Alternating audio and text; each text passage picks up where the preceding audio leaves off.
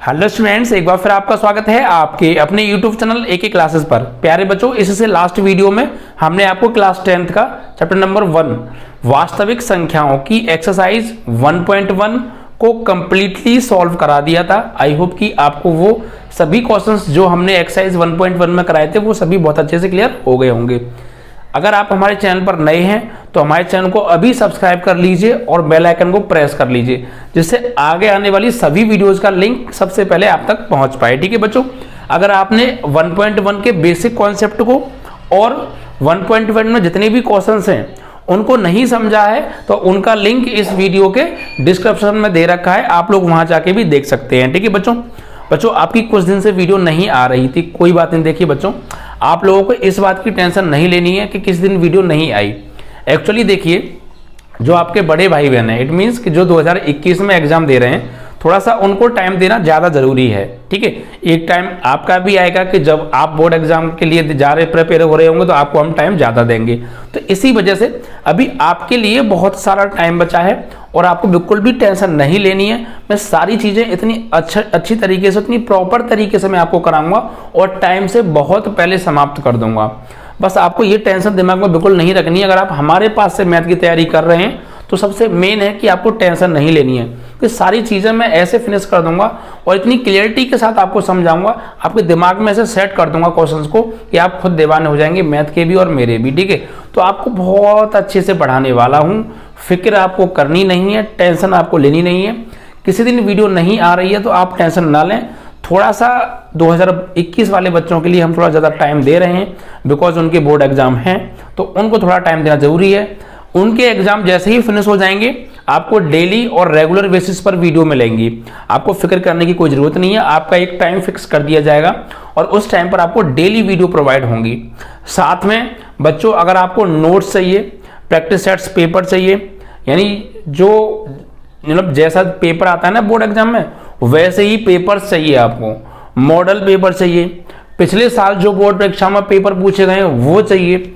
अगर ये सारी चीज़ें अगर आपको चाहिए तो बच्चों आज ही आप हमारा बैच ज्वाइन कर लीजिए, जिसके लिए सिर्फ हमने पूरे साल की 300 रुपये फीस रखी है। इसके बाद आपको एक भी रुपया नहीं पे करना है।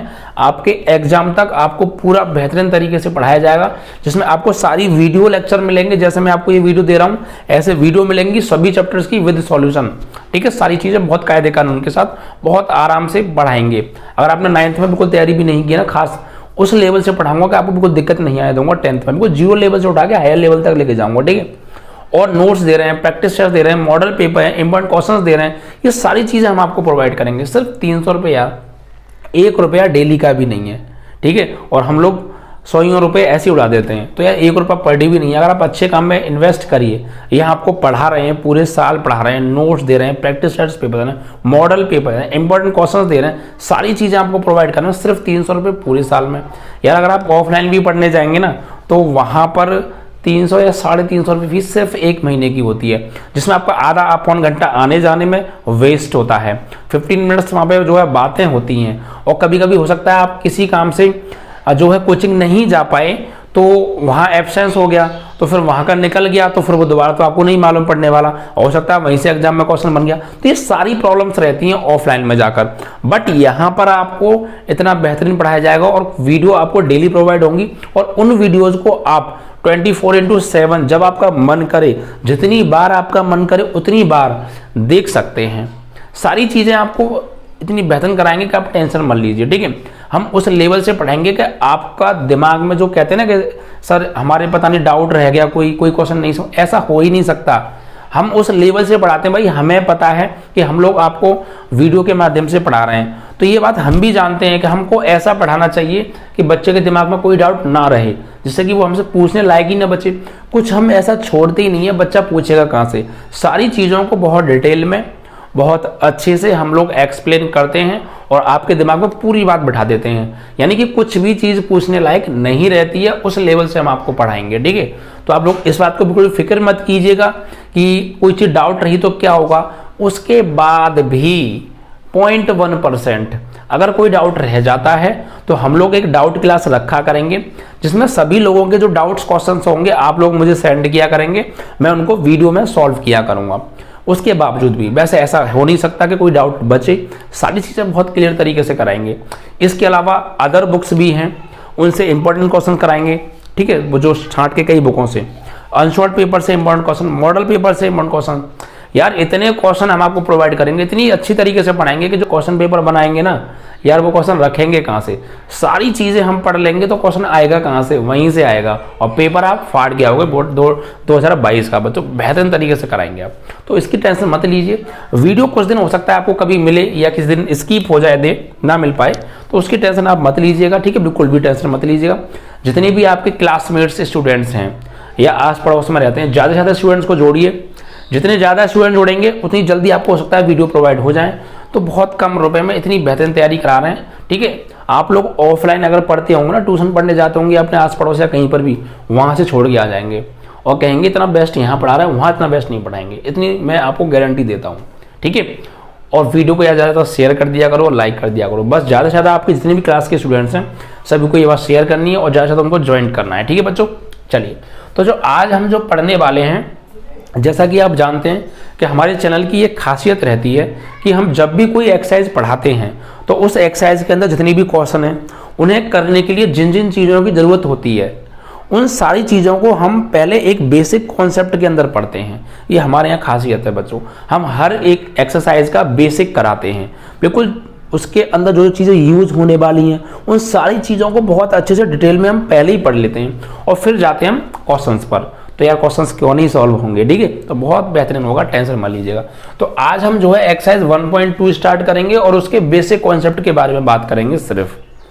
अगर आपने ये वीडियो नहीं देखेंगे आप तो आपको क्वेश्चन समझने में समस्या आएगी, इसीलिए मैं अलग से एक वीडियो प्रोवाइड करता हूँ एक्सरसाइज से पहले के बिल्कुल बेसिक का, ठीक है, जिससे कि आपको समस्या ना आए एक्सरसाइज के अंदर। तो आज हम जो इसमें पढ़ने वाले हैं बच्चों, जो एक्सरसाइज 1.2 में जो क्वेश्चंस पूछे जा रहे हैं वो पूछे जाएंगे आपसे एलसीएम और एचसीएफ से संबंधित, लघुत्तम समापवर्तक और महत्तम समापवर्तक से संबंधित, ठीक है। एक थ्योरम है बच्चों, उसको भी मैं यहाँ पे बताऊंगा, और कुछ संख्याएं होती हैं जैसे भाज्य संख्या, अभाज्य संख्या।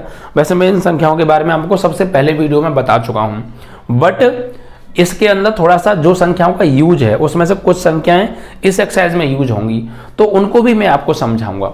ये जो मैंने बोला ना भी 2-3 मिनट, यार इसको कभी जिंदगी में स्किप मत करिएगा कि सर यार ये तो आके 2 मिनट ऐसे ही बोलते हैं। देखिए मैं जो भी बोलता हूँ उसके अंदर बहुत चीज़ें छिपी होती हैं, तो आप लोग इन चीज़ों को जो है सुना करिए।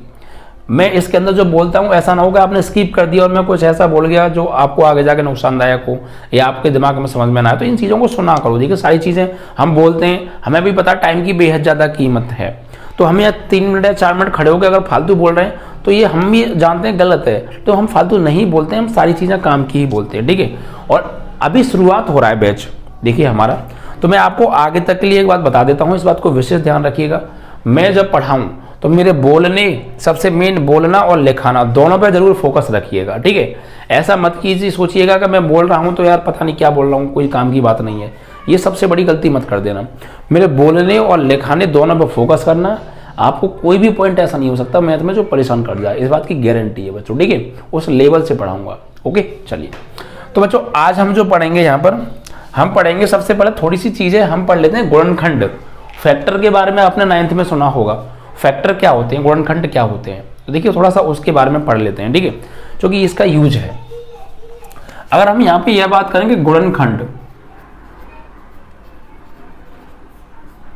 गुणनखंड जिन्हें हम फैक्टर्स बोलते हैं, क्या बोलते हैं बच्चों, फैक्टर्स। तो गुणनखंड क्या होते हैं यार, ये फैक्टर क्या होते हैं। तो देखिए बच्चों, अगर हमारे पास कोई नंबर, देखिए बहुत सिंपल भाषा में समझाऊंगा, ये चीजें आपको किताबों में नहीं मिलेंगी जिस तरीके से मैं आपको बता रहा हूँ, बिल्कुल अपनी घर की लैंग्वेज में समझाने वाला हूँ, टेंशन मत लीजिएगा, ठीक है, बिल्कुल 0 लेवल से, फिक्र नहीं करनी है। टाइम जाएगा बट समझ में पूरा आएगा। टाइम की कीमत तब हमें मालूम पड़नी चाहिए जब हम टाइम वेस्ट कर रहे हैं और कुछ समझ में नहीं आए, लेकिन अगर टाइम जा रहा है और समझ में आ रहा है तो वहाँ टाइम वेस्ट नहीं कह सकते आप, ठीक है। तो देखिए गुणनखंड क्या होता है, जैसे हमारे पास कोई नंबर है, कोई भी नंबर ले सकते हैं, उस नंबर को हमने तोड़ दिया और ऐसा तोड़ दिया कि उससे ज़्यादा फिर उसको और तोड़ा नहीं जा सकता। भाई कोई ईंट है, कोई पत्थर है, आपने उसके टुकड़े किए, फिर टुकड़ों के और टुकड़े किए, फिर टुकड़ों के और टुकड़े किए, और एक टाइम ऐसा आएगा कि जो लास्ट में टुकड़े बचेंगे ना बहुत बारीक वाले, उनको आप और नहीं तोड़ सकते। वही हर चीज़ की एक लिमिट होती है। किसी चीज को आप ब्रेक करेंगे, किसी चीज को आप तोड़ेंगे तो तोड़ते जाओ तोड़ते जाओ तोड़ते जाओ तोड़ते जाओ, एक टाइम ऐसा आएगा आगे जाके कि फिर वो आगे टूटना ही बंद हो जाएगा भाई, वो लास्ट छोटा सा टुकड़ा होगा, उसको आप नहीं तोड़ सकते फिर। तो ऐसे ही बात करते हैं हम यहाँ गुणनखंडों की। अगर कोई संख्या है, उस संख्या को आप कई जगह तोड़ दो तोड़ दो तोड़ दो, और इतना तोड़ दो कि लास्ट में आके वो आगे टूटे ही ना, भाई टूटना बंद हो जाए, उससे आगे नहीं तोड़ सकते हैं। तो उससे आगे जब नहीं तोड़ सकते हैं तो वही संख्या क्या कहलाती है? गुणनखंड कहलाती है। किसकी? उस संख्या की, बड़ी वाली संख्या की, वो गुणनखंड कहलाती है। क्लियर? अगर कोई हमारे पास बड़ी संख्या है, उसको हम छोटी छोटी संख्या में तोड़ दें, ठीक है, और इतना तोड़ दें कि उसके आगे वो टूटे ही ना, तो वो छोटी छोटी संख्या उस बड़ी संख्या की क्या कहलाएंगी? गुणनखंड कहलाएंगी। ठीक है, कैसे? आइए समझते हैं। आपने फैक्टर किए होंगे क्लास 8th में भी, 9th में भी बहुत पढ़े होंगे। जैसे यहां पर मैं आपको उदाहरण देकर समझाऊंगा। ठीक है, जैसे मेरे पास 12 है, ये क्या है? 12 एक नंबर है। इस 12 को मुझे तोड़ना है, और ऐसा तोड़ना है कि इसके बाद इसका टूटना ही बंद हो जाए। ठीक है, जैसे आपने इस तरीके से गुणनखंड किए होंगे 12 को आप तोड़िए, तो 12 कैसी संख्या है? सम संख्या है। सम विषम संख्याओं के बारे में बहुत आज ज़्यादा मैं डिटेल में समझा चुका हूँ। पहली वीडियो में आपने नहीं देखा तो वहाँ जाके जरूर देखिए, उसका लिंक इस वीडियो को डिस्क्रिप्शन में भी है, प्लेलिस्ट में भी अवेलेबल है। ठीक है, तो 12 को हम तोड़ेंगे। 12 एक सम संख्या है, ऐसी संख्या जिसके पीछे 0, 2, 4, 6, 8 इकाई की जगह पर उनमें से कोई एक आ जाए तो वो सम संख्या होती है, और सम संख्या 2 से पूरी पूरी कट जाती है, विभाजित हो जाती है। 2 से काटो भैया से, 2 छिक्के 12, 2 तिया 6 और 3 एकम 3। तो इस 12 के जो हमने गुणनखंड किए वो क्या हुए? इस 12 को हमने लिखा 2, 2, 3 और 1, यानी 2 गुणा 3, ये हो गए इसके गुणनखंड। क्या आप इस 2 को और तोड़ सकते हैं? अब ये 2 नहीं टूटेगा भाई, 2 को और छोटा नहीं किया जा सकता है, 2 को और ब्रेक नहीं कर सकते हैं हम। ये इसकी लास्ट स्टेज है 2 की ब्रेक होने की। ठीक है, अगर आपको सब तोड़ तो सकते हैं, 2 को हम 2 × 1 लिख सकते हैं, तो भैया मल्टीप्लाई करोगे वापस वही मिल रहा है, और 1 से मल्टीप्लाई करने पर 2 पर कोई फर्क थोड़ी पड़ेगा। हाँ, आप कहते हैं कि भाई 2 × 3 तोड़ो, तो इनका मल्टीप्लाई करने पर 6 आ जाता, तो इनमें से कुछ भी नहीं मिला। बट 2 × 1 करोगे तो इनमें से यही तो मिल गया वापस। तो मतलब 2 को और ज्यादा ब्रेक हम नहीं कर सकते हैं, ये लास्ट स्टेज है 2 के ब्रेक होने की। ऐसे ही 3 भी क्या है? इसकी लास्ट स्टेज है। अब इनको कहते क्या है वो मैं आगे समझाऊंगा। जिनकी जो ब्रेक होने की जो स्टेज होती है वो लास्ट होती है, उनको और ज्यादा नहीं तोड़ सकते, तो फिर उनको कहा क्या जाता है? ये सारी चीजें मैं आपको आगे डिस्कस करने वाला हूं, फिक्र मत कीजिए। तो फिलहाल मैं क्या समझा था? गुणनखंड, ऐसे छोटे छोटे संख्या के टुकड़े, उनको और नहीं तोड़ा जा सकता है, फिर वही टुकड़े उस बड़ी संख्या के क्या कहलाते हैं? गुणनखंड कहलाते हैं। क्लियर? और एक ट्रिक और समझ लीजिए, क्या? जो इसके टुकड़े होंगे वो इस संख्या को जरूर पूरा काटेंगे, तो वो इसके गुणनखंड हैं, वरना नहीं है। समझ में आया? ये 12 को हमने तोड़ा 2 × 3 × 2 में। ठीक है, अब इनको और नहीं तोड़ सकते हैं। अगर ये 12 के गुणनखंड हैं तो ये जो है इस 12 को पूरा काटेंगे जरूर। मतलब कि इन गुणनखंडों से अगर मैं इस 12 में भाग दूंगा तो पूरा भाग चला जाएगा। क्या चला जाएगा? पूरा भाग चला जाएगा। जैसे आप 2 से भाग दीजिए 12 में, 2 छिक्के 12, पूरा चला गया, शेषफल क्या बचा? 0। 3 से भाग देंगे, 3 चौक 12, पूरा भाग चला गया, शेषफल क्या बचा? 0। तो मतलब समझ में आया? अगर किसी संख्या के हम गुणनखंड करते हैं तो गुणनखंड वो संख्याएं, वो छोटी छोटी संख्याएं होती हैं जिनको हम और नहीं तोड़ सकते हैं, और वो जरूर उस बड़ी संख्या को पूरा काट देती हैं। उन संख्याओं से बड़ी संख्या में पूरा भाग जरूर जाता है। ठीक है, उन्हीं को हम बोलते हैं उस बड़ी संख्या के गुणनखंड। क्लियर हो गए? और भी ले लेते हैं एक आध एग्जांपल। जैसे मान लीजिए मेरे पास है 25 है, तो 25 को मैं क्या तोड़ूंगा? 5 × 5, और नहीं तोड़ सकते हैं इनको। 5 को अगर मैं कहूँ और तोड़ो तो क्या तोड़ोगे? 5 × 1 कर सकते हो, लेकिन 5 × 1 5 ही तो होता है, तो 5 को और नहीं तोड़ा जा सकता है। तो ये लास्ट स्टेज है इनकी, इनको और ब्रेक नहीं किया जा सकता है। इनको कहते क्या है ये मैं आगे डिस्कस करूंगा, फिक्र मत कीजिए। फिलहाल जो मैं समझाने की कोशिश कर रहा हूं उसे समझिए। गुणनखंड क्या होते हैं? किसी बड़ी संख्या के ऐसे छोटे छोटे टुकड़े जिनको और नहीं तोड़ा जा सकता है, और वो टुकड़े उस बड़ी संख्या को पूरा काटने चाहिए, ये शर्त है। तो देखो ये टुकड़े इसको पूरा काट तो रहे हैं। 5 से भाग देंगे 25 में 5 25, पूरा पूरा भाग जा रहा है, शेषफल कुछ नहीं बच रहा है। देखिए अगर आप 25 में भाग देंगे 5 से तो 5 25, शेषफल क्या बचा भैया 0। तो जब शेषफल 0 बचता है तो हम ये कह सकते हैं कि पूरा पूरा भाग चला गया। अगर यहाँ शेषफल 0 की जगह कुछ और बचता, 1 बचता, 2 बचता, तो फिर हम ये कह देते हैं कि पूरा पूरा भाग नहीं गया। पूरा पूरा भाग कब माना जाता है कि भाई पूरा पूरा भाग चला गया? ये कब माना जाता है? जब भाग देने पर शेषफल क्या बचे 0 बचे, तो हम ये कह देते हैं कि पूरा पूरा भाग चला गया। अगर शेषफल 0 नहीं बच रहा है, कुछ और बच रहा है, तो फिर हम कहते हैं कि पूरा पूरा भाग नहीं गया है। तो यहाँ पर तो शेषफल 0 बच रहा है। It means that we can say कि 5 से 25 में कंप्लीटली डिवाइड हो गया है, पूरा पूरा विभाजित हो गया है। ठीक है, तो बस गुणनखंड आप समझ गए। बड़ी संख्या के ऐसे छोटे छोटे टुकड़े जिनको और नहीं तोड़ा जा सकता है, और वो टुकड़े उस बड़ी संख्या को पूरा पूरा विभाजित करें, तो वो टुकड़े उस बड़ी संख्या के गुणनखंड कहलाते हैं। ये मेरी अपनी लैंग्वेज थी। ठीक है, क्लियर। अब आएंगे आगे। अब इसके बाद बच्चों गुणनखंड क्लियर हो गए ना। कोई मैंने किताबी लैंग्वेज यहाँ पे नहीं लिखी है, सिर्फ मेरा मकसद क्या है, मेरा जो मकसद है बच्चों, मेरा जो मकसद है सिर्फ आपको समझाना। मेरा जो पढ़ाने का तरीका है वो तभी सफल होगा जब मैंने आपको कुछ पढ़ाया और वो आपके दिमाग में चला गया और आपके दिमाग में बहुत अच्छे से फिट हो गया। अगर आपके समझ में नहीं आ रहा तो मेरा पढ़ाना व्यर्थ है। ठीक है, बेकार है, कोई फायदा नहीं है पढ़ाने का। क्योंकि मैं क्यों पढ़ा रहा हूँ, मैं खड़े होकर क्यों पढ़ा रहा हूँ या क्यों चिल्ला रहा हूँ?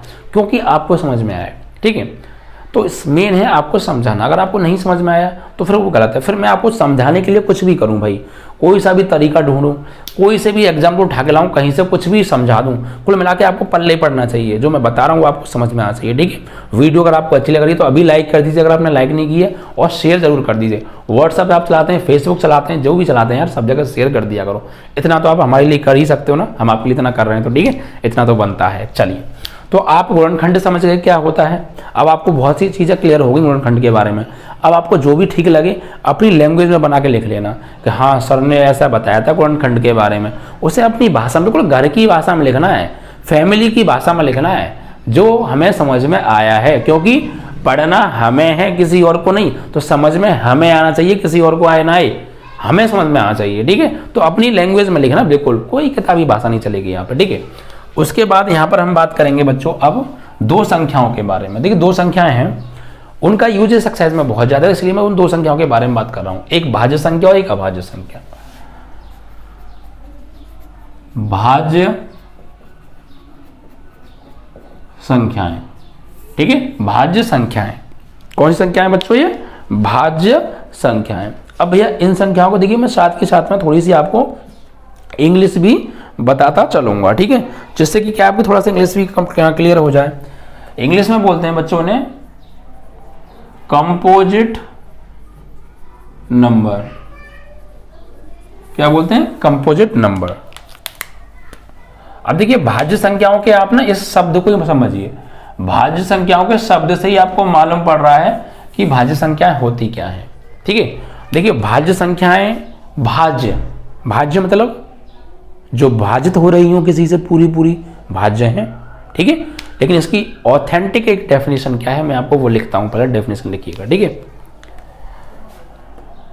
वे संख्याएं जो 1 तथा खुद के अलावा, 1 तथा खुद के अलावा, खुद मतलब स्वयं, खुद के अलावा अन्य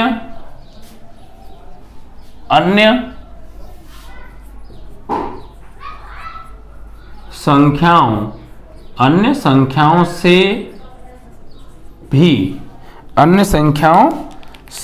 भी पूरी पूरी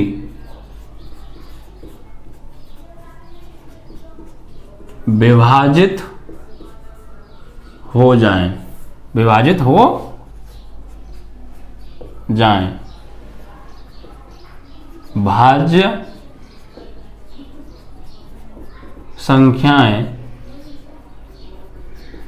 कहलाती हैं। ठीक है, यानी वे संख्याएं जो 1 और खुद के अलावा अदर दूसरे नंबरों से भी पूरी पूरी कटें, पूरी पूरी विभाजित हों और नंबरों का भी पूरा पूरा उसमें भाग चला जाए, तो वे संख्याएं भाज्य संख्याएं कहलाती हैं। क्लियर? देखिए कोई भी एग्जांपल ले लीजिए आप, जैसे मैंने ले लिया 6 को अगर मैं 1 से भाग दूंगा तो पूरा पूरा भाग चला जाएगा, बिल्कुल चला जाएगा। देखिए एग्जांपल ले लेते हैं, 6 ले लिया, 6 को अगर मैं 1 से भाग दूंगा तो 1 का 6 में भाग देंगे तो 1 6 का 6, शेषफल क्या बचा 0, और शेषफल 0 बच गया। इसका मतलब ये हो गया कि 1 से 6 में पूरा पूरा भाग जा रहा है। और देखिए 6 में आप 6 से ही भाग दो, 6 एकम 6, शेषफल क्या बच गया 0 बच गया। तो देखिए ये संख्या 1 से पूरी पूरी विभाजित हो रही है, और ये 6 से ही यानी खुद से भी पूरी पूरी विभाजित हो रही है या नहीं हो रही है? तो ये संख्या 1 से भी पूरी पूरी विभाजित हो रही है और खुद से भी हो रही है। तो वे संख्या जो 1 तथा खुद के अलावा अन्य से भी कटें, तो 1 और खुद से तो कट ही रही हैं, प्लस अन्य से भी कटेंगी, अन्य नंबरों से भी पूरी पूरी कट जाएंगी। कैसे? आइए देखते हैं। अन्य नंबरों का भी पूरा पूरा भाग चला जाएगा। जैसे 6 में अगर हम भाग दें 2 से, तो 2 तिया 6, शेषफल क्या बचा 0, मतलब पूरा पूरा चला गया 2 का। और 6 में भाग दो आप 3 से, 3 दूनी 6, शेषफल क्या बचा 0, 3 का भी भाग पूरा चला गया। मतलब डेफिनेशन में आ जाओ, बिल्कुल वही डेफिनेशन है जो मैंने यहां समझाया है। वे संख्याएं जो 1 तथा खुद के अलावा अन्य संख्याओं से भी पूरी पूरी विभाजित हो जाएं, भाज्य संख्याएं कहलाती हैं प्यारे। तो देखो 1 से भी पूरी पूरी विभाजित हो रही है, खुद से भी हो रही है, और प्लस 1 और खुद के अलावा 2 और 3 यानी अन्य संख्याओं से भी पूरी पूरी विभाजित हो रही है। तो यही भाज्य संख्या है। ठीक है, वे संख्याएं जो 1 और खुद के अलावा अन्य से भी कटें, वही तो होती हैं भाज्य संख्याएं।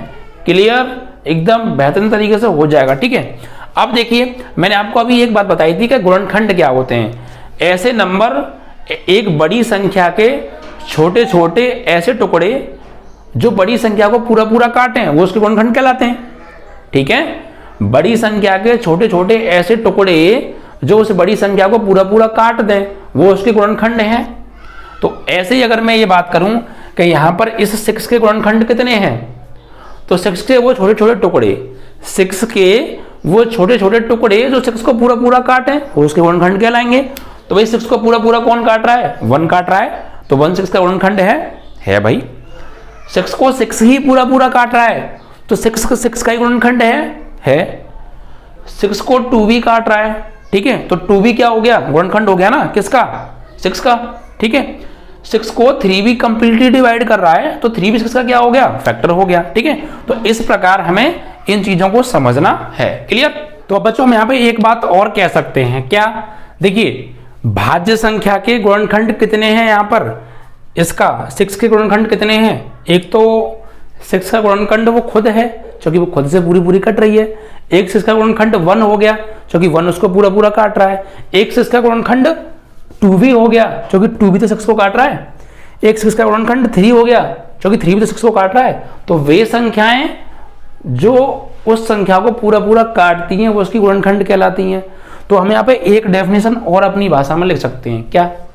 कि भाज्य संख्या के यानी वे संख्याएं जिनके गुणनखंड 2 से ज्यादा होते हैं, वो संख्याएं भाज्य संख्याएं कहलाती हैं। क्योंकि देखो मैंने क्या बताया, डेफिनेशन क्या है? वे संख्याएं जो खुद से कटें, वे संख्याएं जो खुद से कटें तो खुद भी गुणनखंड हो गया एक तो, और 1 से कटें तो 1 भी उसका ही गुणनखंड हो गया। इनके अलावा अन्य से भी कटें तो और भी इसके गुणनखंड हो गए, तो 2 से ज्यादा गुणनखंड हो गए, नहीं हो गए भाई? कोई भी संख्या खुद का गुणनखंड तो होती है, वो कोई भी संख्या हो वो खुद का गुणनखंड तो होती है, क्योंकि वो खुद से तो पूरी पूरी कटेगी, चाहे कैसी भी संख्या हो। तो कोई भी संख्या हो वो खुद से जरूर कटती है, तो कोई भी संख्या हो खुद का गुणनखंड होती है। और 1 जो होता है 1, वो सभी संख्या का गुणनखंड होता है। क्यों सर? क्योंकि 1 का भाग सभी में चला जाता है भैया, 1 का भाग सभी में चला जाता है। किसी भी संख्या में भाग दो 1 से पूरा पूरा जाएगा। तो 2 चीज आप दिमाग में बैठा लो कि कोई भी संख्या हो वो खुद का गुणनखंड होती है, और 1 सभी का गुणनखंड होता है। क्लियर? तो इसके 2 गुणनखंड तो हैं, एक तो 1 और एक खुद, इसके अलावा और भी गुणनखंड हैं। तो ऐसी संख्याएं जिनके गुणनखंड 2 से ज्यादा होते हैं, 1 और खुद तो होगा ही होगा, प्लस उससे और भी ज्यादा गुणनखंड होते हैं, उसी को हम भाज्य संख्या कहते हैं। ठीक है, तो इसे हम एक भाषा में और लिख सकते हैं यहाँ पे डेफिनेशन या करके, वे संख्याएं जिनके गुणनखंड फैक्टर 2 से ज्यादा होते हैं, 2 से ज्यादा होते हैं, क्या कहलाती हैं? भाज्य संख्याएं कहलाती हैं। यहां लिख दीजिएगा, भाज्य संख्याएं कहलाती हैं। ठीक है, तो भाज्य संख्या के गुणनखंड 2 से ज्यादा होते हैं, ये बात अपने दिमाग में नोट कर लीजिए, नोट डालकर लिख लीजिएगा। ठीक है, भाज्य संख्या के गुणनखंड 2 से ज्यादा होते हैं, वन और वो खुद तो होता ही होता है, 2 तो यही हो गए, और 2 से ज्यादा मतलब वो और से भी कटती हैं, जैसे 6 से भी कट रहा था, 1 से भी प्लस अदर से भी कट रहा था। तो वे संख्याएं जिनके गुणनखंड 2 से ज्यादा होते हैं भाज्य कहलाती हैं। अब आपसे कोई पूछेगा भैया ये बताओ क्या ये संख्या भाज्य है, तो आप ये चेक कर लीजिए, 1 से और खुद से तो वो कटेगी, उस पर इग्नोर करो, 1 से और खुद से तो कटेगी। क्या वो किसी अदर से भी कट रही है? 1 और खुद को छोड़ के अगर वो किसी अन्य से भी कट रही है पूरी, तो वो भाज्य है, क्योंकि उसके गुणनखंड 2 से ज्यादा हो गए। 3 भी हो सकते हैं, 4 भी, और डॉट डॉट कितने भी हो सकते हैं, लेकिन 2 से ज्यादा हो, 3 हो चलेगा, 4 हो चलेगा, बट 2 हो या 2 से कम हो तो नहीं होगी वो भाज्य। तो फिर वो क्या होगी वो मैं आगे बताऊंगा। फिलहाल भाज्य को हम समझ रहे हैं, तो क्लियर। भाज्य संख्याएं कंपोजिट नंबर, वे नंबर जिनके गुणनखंड 2 या 2 से ज्यादा, वे नंबर जिनके गुणनखंड 2 से अधिक होते हैं, वे नंबर जिनके गुणनखंड 2 से अधिक होते हैं भाज्य संख्या कहलाती हैं, या वे संख्याएं जो 1 और खुद के अलावा अन्य से पूरी विभाजित हो भाज्य कहलाती हैं। क्लियर, तो इस चीज को आप ध्यान रखिएगा। यहाँ पे आप नोट डाल लिख लीजिएगा, भाज्य संख्या के गुणनखंड 2 से अधिक होते हैं, 2 से कम भी नहीं और 2 भी नहीं, 2 से ज्यादा ही चलेंगे, 2 से कम नहीं चलेगा भैया, 2 से कम भी नहीं चलेंगे, 2 से ज्यादा, 2 भी नहीं चलेंगे, 2 से ज्यादा चलेंगे। क्लियर, तो ये भाज्य संख्या हो गई। एग्जाम्पल अगर मैं देना चाहूं तो एग्जाम्पल आप ले सकते हैं यहाँ पे, जैसे मान लीजिए 4 एक भाज्य संख्या है, क्योंकि 4 देखो 4 में पूरा भाग, भाई 4 में 4 से तो भाग चला ही जाएगा, कोई भी संख्या खुद से तो पूरी करती है, 4 एकम 4, तो 4 इसका गुणनखंड हो गया, एक तो खुद हो गया, एक 1 हो गया, 1 का भाग 4 में पूरा चला जाएगा। ठीक है, तो एक तो खुद हो गया एक गुणनखंड, और एक 1 हो गया 2 गुणनखंड, और अदर से भी कट रही है, देखो 2 से कट जाएगी, 2 से कटेगी नहीं, 2 दूनी 4, तो 3 गुणनखंड हो गए, नहीं हो गए इसके, एक तो खुद, एक 1 और एक 2, तो 3 गुणनखंड हो गए, तो 2 से तो ज्यादा ही ना 3, तो बस जिसके गुणनखंड 2 से ज्यादा हो भाज्य है। और भी एग्जांपल ले सकते हो आप, 6 ले लो, 6 भी एक भाज्य संख्या, क्योंकि 6 से कटता है और 1 से कटता है, 2 तो हो ही गए, और प्लस 2 से भी कटता है, 3 हो गए, प्लस 3 से भी कटता है, 4 हो गए, तो 2 से ज्यादा गुणनखंड हो गए ना, तो भाज्य है। और भी ऐसी बहुत सारी संख्याएं, ठीक है, आप देख लीजिएगा। और 8 भी हो सकता है, 9 भी हो सकता है, 10 भी हो सकता है, 12 भी हो सकता है, 15 भी हो सकता है, 14 भी हो सकता है, एंड डॉट डॉट इसी तरीके से और भी बहुत सारी संख्या हो सकती हैं। बहुत सारी संख्याएं भाज्य, कहें भाज्य कितनी संख्या होती हैं? इनफाइनाइट, काउंटिंग ही नहीं कर सकते भैया, इतनी भाज्य हैं दुनिया में। ठीक है, तो अब आप हमें ये तो क्लियर हो गया ना कि कौन सी संख्या भाज्य होती हैं या किनको भाज्य कहते हैं, with definition, with example, with concept. Clear, अब बात करेंगे इसके बाद अभाज्य संख्या। कौन सी संख्या भाई? अभाज्य संख्या। तो भाज्य संख्या तो हमने समझ ली। अगर तुम्हारी ये भाज्य संख्या अच्छे से क्लियर हो गई ना, तो अभाज्य तो सेकंड में खत्म। ठीक है, क्या देखिए, अभाज्य, ओहो इंक, देखिए दोबारा से,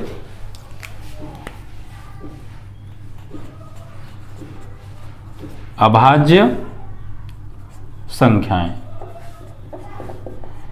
जिन्हें हम इंग्लिश में बोलते हैं बच्चों प्राइम नंबर्स। क्या बोलते हैं? Prime numbers.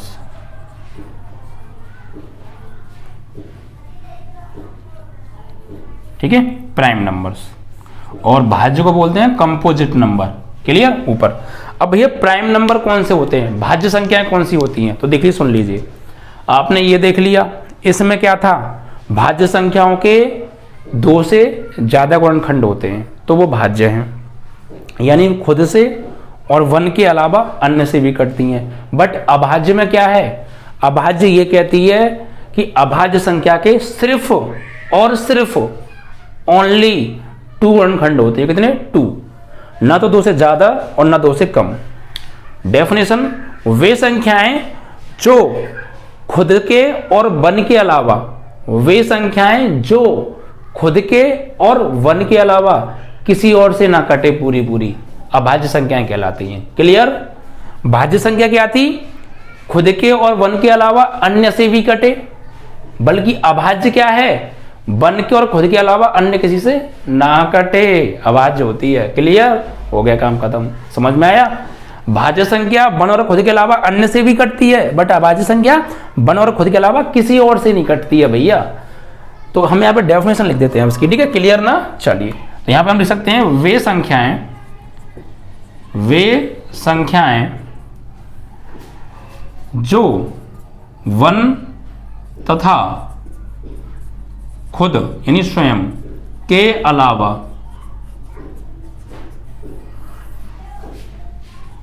अन्य किसी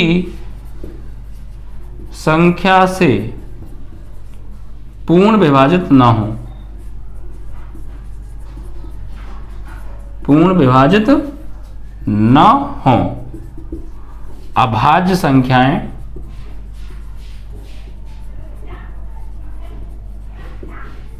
कहलाती हैं। क्लियर। वे संख्याएं जो वन और खुद के अलावा किसी और से नहीं कटेंगी भैया, तो अभाज्य हैं। ठीक है। अब यार ये बताइए, जब वो वन से कट जाएगी और खुद से कट जाएगी, इसके अलावा किसी और से नहीं कटेगी, तो गुणनखंड कितने हो गए इसके? 2 हो गए साहब। क्यों? क्योंकि एक तो वो वन से कट रही है तो वन उसका गुणनखंड हो गया, एक वो खुद से कट रही है तो खुद भी तो उसका गुणनखंड हो गया, तो 2 गुणनखंड हो गए। तो बस हम ये कह सकते हैं कि ऐसी संख्याएं जिनके सिर्फ ओनली 2 गुणनखंड होते हैं अभाज्य संख्या कहलाती हैं, ना तो 2 से कम और ना 2 से ज्यादा, ओनली 2 फैक्टर्स। ठीक है। तो यहां पर हम ये भी लिख सकते हैं, एक और या करके डेफिनेशन लिख सकते हैं, एक और जैसे हम ठीक है, कैसे देखिए, वे संख्याएं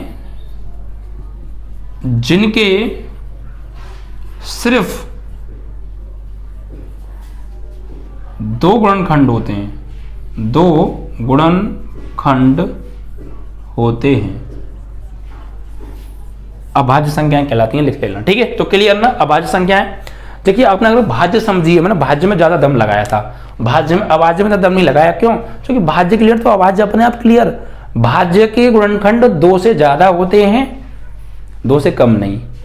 अभाज्य के गुणनखंड 2 ही होते हैं, ना 2 से ज्यादा और ना 2 से कम, ओनली 2। कितने? ओनली 2। तो वे संख्या जिनके फैक्टर्स सिर्फ 2 होते हैं, वे संख्याएं जो सिर्फ 2 संख्याओं से पूरी पूरी विभाजित होती हैं, वे संख्याएं जो सिर्फ 2 संख्याओं से पूरी पूरी विभाजित होती हैं, किसी और से नहीं। एक तो वो खुद से और वन से, इनके अलावा किसी और से नहीं कटेंगी, तो वही तो संख्या क्या है? अभाज्य है। ठीक है। जैसे एग्जाम्पल दीजिए सर, तो लीजिए एग्जाम्पल। जैसे मान लीजिए 5 है, 5 एक अभाज्य संख्या है कि सर क्यों? क्योंकि 5 को सिर्फ 5 ही पूरा पूरा काट सकता है और 1 पूरा पूरा काट सकता है, और कोई नंबर इस दुनिया में पैदा नहीं हुआ आज तक जो 5 को पूरा पूरा विभाजित कर सके। खुद के और 1 के अलावा ये किसी और से नहीं कटता है। तो इसके सिर्फ 2 गुणनखंड हो तो गए, एक तो 1 और एक ये खुद।